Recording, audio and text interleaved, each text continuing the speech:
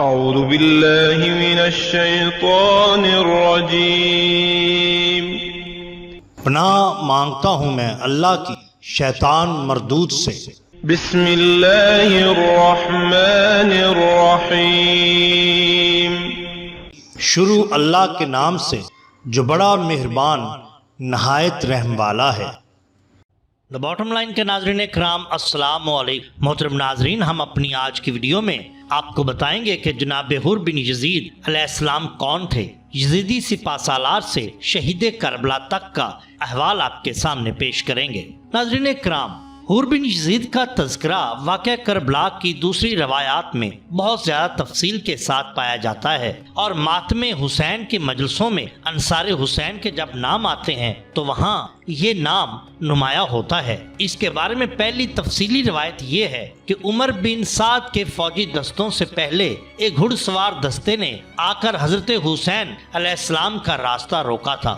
یہ دستہ حر بن یزید ہی کی قیادت میں تھا۔ اس روایت کے مطابق اس دستے کا اور قافلہ حسینی کا سامنا کربلا سے کچھ دور ذو حسم پہاڑ کے دامن میں ہوا۔ یہ دستہ اس اطلاع پر کہ حضرت حسین نے اپنا رخ کوفے سے موڑ کر اس راہ پر کر دیا ہے جو شام اور دمشق کو جاتی ہے، اس مقصد سے قادسیہ سے دوڑایا گیا تھا کہ ان لوگوں کو حراست میں کوفہ لائے۔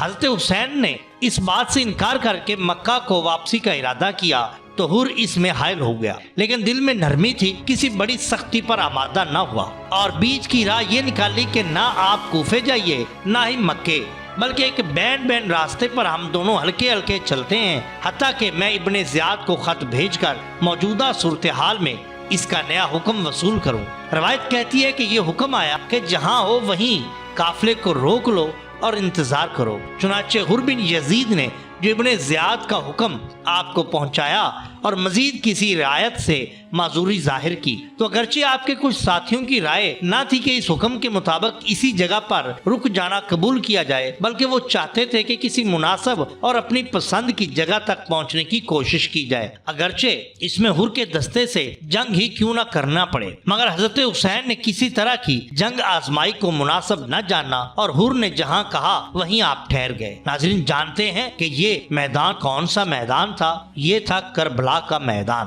ناظرین، کربلا کے بارے میں مختلف روایات آتی ہے کہ یہ ایک بے حد شہرت یافتہ بے آب و گیا ریتلا میدان تھا۔ بعض روایتوں میں آپ کے مقام نزول کو نینوا بھی بتایا گیا، لیکن یاد رہے کہ یہ وہ نینوا نہیں ہے جو شہر موصل کے پاس مشہور شہر اور ایک پرانی تہذیب کا مرکز ہے۔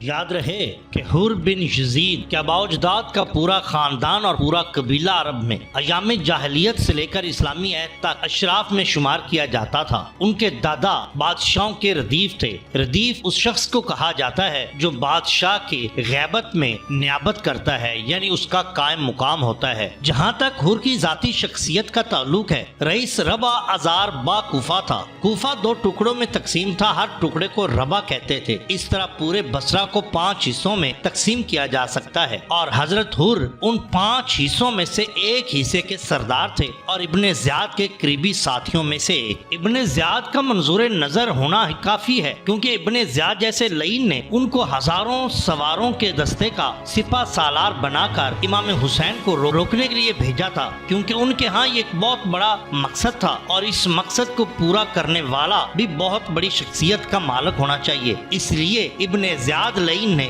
حر بن یزید کو حضرت حسین کو روکنے کے لیے بھیجا۔ جہاں تک آپ کی ولادت کا تعلق ہے تو ہم کوئی روایت معتبر ایسی نہیں ڈھونڈ سکے کہ ہم یقین سے کہہ سکیں اور بے دھڑک کہ حضرت حر کی ولادت کب ہوئی، لیکن آئینہ تصوف کے سنی علماء اور قدیم ذاکرین سے یہی سنا ہے کہ آپ کی پیدائش 11 ذی الحج روز چہارشنبہ بوقت فجر دمشق میں ہوئی۔ آپ کی پیدائش کے متعلق ایک یہ بھی بیان کیا جاتا ہے کہ حضرت حر دعائے امام حسین علیہ السلام پیدا ہوئے تھے۔ کہا جاتا ہے کہ حضرت حر کے والد یزید حضرت امام حسین علیہ السلام کے پاس آئے اور کہا کہ ان کو وارث کی ضرورت ہے، دعا کیجئے کہ اللہ تعالیٰ ان کو وارث عطا فرمائے، کیونکہ حکمان اور نجومیوں نے یہ پیشین گوئی کی ہے کہ میرے ہاں وارث پیدا نہیں ہوگا۔ حضرت حسین نے ان کی یہ التجا سن کر اللہ کے حضور دعا فرمائی اور فرمایا کہ نہ صرف تیرا بیٹا پیدا ہوگا بلکہ وہ جنتی بھی ہوگا۔ شاید یہی یہی وجہ ہے کہ حر ابن یزید حضرت امام حسین کے سامنے آنکھ اٹھا کر بھی نہیں دیکھ سکا، حالانکہ وہ آپ کو روکنے کے لیے گیا تھا۔ جب اس نے آپ کا راہ روکنا اور گھیرا تنگ کرنا شروع کیا تو حضرت حسین نے فرمایا کہ کیا تو نے اپنے ماں باپ سے یہ کبھی نہیں سنا کہ تو کس کی دعا سے پیدا ہوا ہے؟ ایک روایت یہ بھی بیان کی جاتی ہے کہ جیسے ہی حر بن یزید کسرے ابن زیاد سے نکلا تو کسی نے منادی دے کر کہا کہ اے حر جنت مبارک ہو،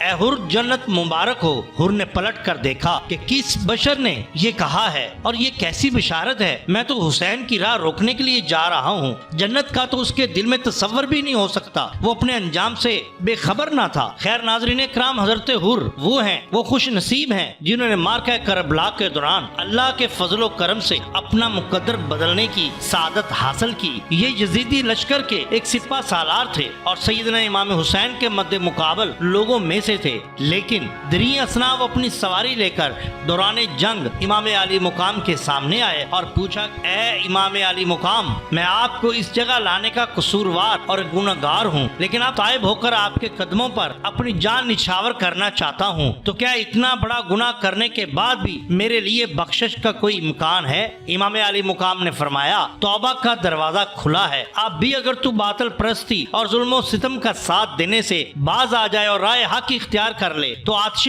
دوزخ سے نجات حاصل کر سکتا ہے اور دائمی عذاب سے آزاد ہو سکتا ہے۔ حضرت حر نے جب یہ سنا تو یزیدی لشکر کا ساتھ چھوڑ کر امام پاک کے ساتھیوں میں شامل ہو گیا۔ نکل کر لشکر اعداء سے مارا حر نے یہ نعرہ کہ دیکھو یوں نکلتے ہیں جہنم سے خدا والے۔